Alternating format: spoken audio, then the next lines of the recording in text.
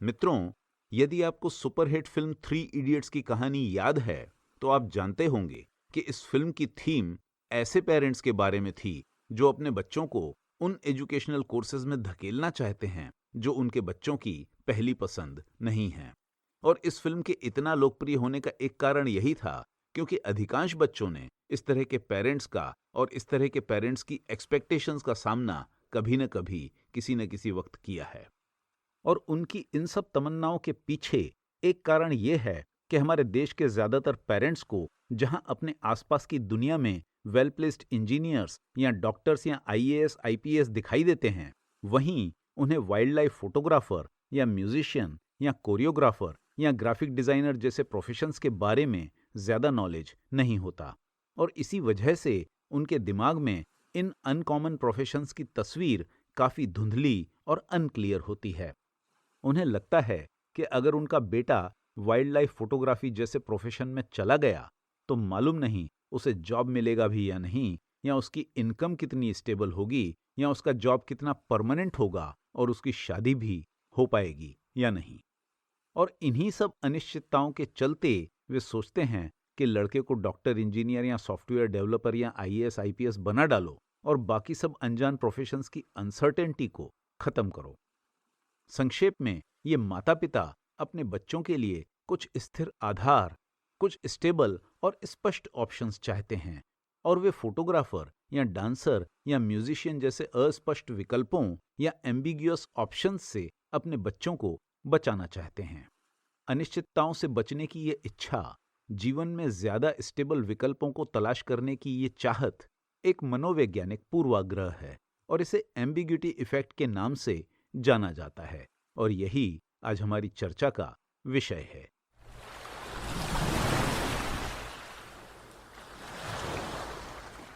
Ambiguity effect एक cognitive बायस है जो हमें अस्पष्ट विकल्पों से, अनजानी सिचुएशंस से और अज्ञात रिजल्ट से बचने को प्रेरित करता है। ये हमें उन चीजों या मुद्दों के बारे में डिसीशंस लेने से रोकता है जिनके बारे में हमें ज्यादा जानकारी नहीं होती, या जिनके बारे में हमारे दिमाग में एम्बिग्यूटी या अस्पष्टता होती है। हम में से अधिकतर लोग अनिश्चितता को नापसंद करते हैं और इसीलिए ऐसे विकल्पों का चयन करना चाहते हैं जहां एक निश्चित और एक अनुकूल परिणाम प्राप्त करने की संभावना होती है। और इसीलिए अधिकतर पेरेंट्स इंजीनियर और डॉक्टर जैसे टाइम टेस्टेड प्रोफेशंस को प्रेफर करते हैं। लेकिन एम्बिग्यूटी इफेक्ट का असर सिर्फ पेरेंट्स पर ही नहीं होता, ये लगभग हर व्यक्ति को कहीं ना कहीं अपना निशाना बनाता है। एम्बिग्यूटी इफेक्ट के कारण ही हम अक्सर पुराने औजारों, पुराने तरीकों और पुराने व्यवहारों से चिपके रहते हैं और कुछ नया करने से कतराते हैं। आपने आज के जमाने में भी ऐसे कई लोगों को देखा होगा जो फीचर फोन्स को छोड़ना नहीं चाहते और स्मार्टफोन्स को आजमाना नहीं चाहते। इसी तरह आज भी ऐसे कई लोग हैं जो पुरानी फिएट कार चलाने पर मजबूर हैं क्योंकि उन्हें उसके हैंड गियर्स की आदत पड़ चुकी है और उनके दिमाग में फ्लोर गियर वाली नई कार्स के बारे में बहुत सारी अनिश्चितताएं भरी हुई हैं। इस तरह के लोग अक्सर नए स्मार्टफोन या नई कार को बेचैनी और अनिश्चितता का कारण समझते हैं। उन्हें लगता है कि यदि वे कुछ नया करने गए तो मालूम नहीं अनिश्चितताओं की किन गर्दिशों में वे खो जाएंगे।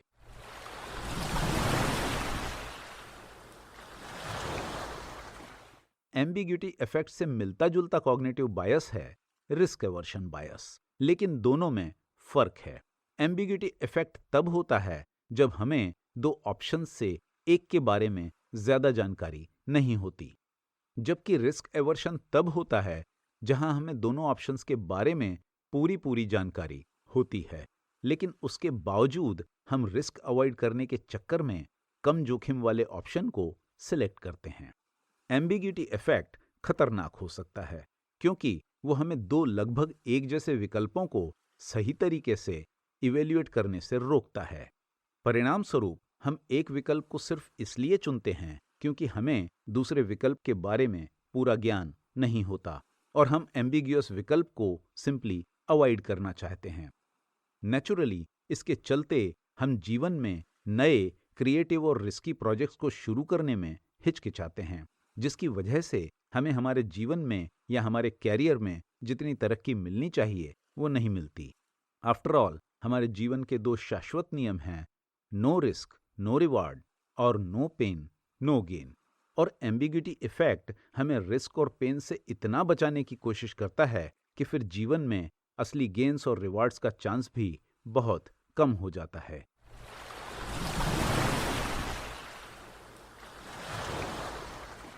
एम्बिग्यूटी इफेक्ट का असर हर लेवल पर पड़ता है, पर्सनल लेवल पर भी और इंस्टीट्यूशनल लेवल पर भी।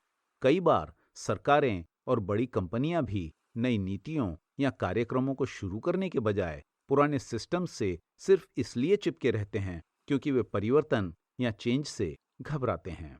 इन्हीं भावनाओं की वजह से कोडैक जैसी फोटोग्राफी की दुनिया की दिग्गज कंपनी भी इसका शिकार हो गई। सन 1975 में कोडेक के एक इंजीनियर ने अपनी कंपनी के R&D लैब में दुनिया के पहले डिजिटल कैमरे का आविष्कार किया। इस कैमरे का वजन लगभग 4 किलो था और इसमें तस्वीर खींचने के लिए कैमरा फिल्म की जरूरत नहीं पड़ती थी।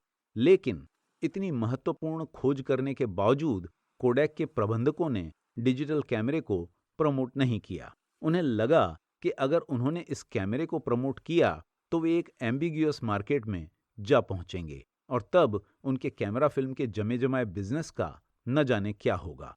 और इसी डर के चलते वे अपने पुराने व्यापार से चिपके रहे। लेकिन उन्हें इस बात का अंदाजा नहीं था कि अगर वे डिजिटल कैमरे का आविष्कार कर सकते हैं तो कोई और व्यक्ति भी देर सवेर इसका आविष्कार कर सकता है और तब वो व्यक्ति शायद इसके बारे में चुप न रहे।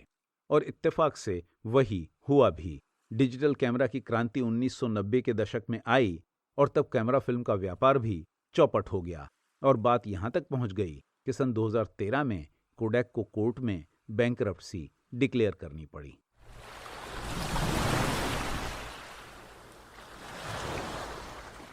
एम्बिग्यूटी इफेक्ट नया नहीं है। लोग हजारों सालों से एम्बिग्यूटी को अवॉइड करते रहे हैं और उसका सबूत है दुनिया भर की कहावतें। उदाहरण के लिए एक बहुत ही पुरानी अंग्रेजी कहावत है, a bird in hand is worth two in the bush. हमारे अपने देश में भी एम्बिग्यूटी इफेक्ट से जुड़ी एक कहावत है, आधी छोड़ सारी को धावे, आधी रहे न सारी पावे। और इसी के मूल से मेल खाती एक दूसरी कहावत है, पढ़ोगे लिखोगे बनोगे नवाब, खेलोगे कूदोगे बनोगे खराब। जैसा कि आप समझ सकते हैं, आज से 100 साल पहले पढ़ाई लिखाई जीवन में सफलता का एक निश्चित रास्ता था, क्योंकि उस जमाने में खेलने कूदने का कोई भविष्य नहीं था।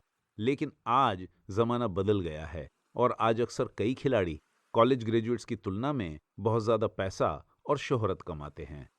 गीता फोगाट, बबीता फोगाट और मैरी कॉम जैसे चैंपियंस को नवाबों से भी ज्यादा शोहरत हासिल है, जबकि लाखों पढ़े लिखे नौजवान 15,000 रुपए की नौकरी के लिए मारे मारे फिरते हैं। ऑफ कोर्स, एम्बिग्यूटी इफेक्ट का प्रभाव हमारी फिल्मों में भी छाया हुआ है।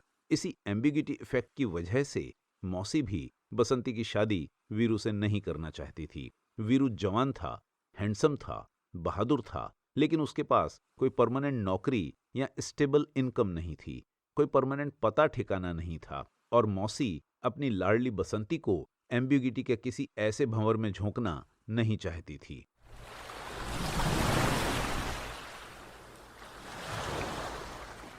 तो मित्रों, ये तो था एम्बिग्यूटी इफेक्ट पर एक छोटा सा डिस्कशन।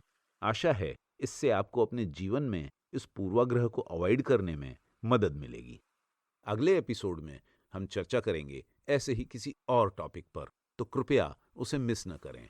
तब तक कुछ नया सीखते रहें, सिखाते रहें और अपनी जिंदगी संवारते रहें।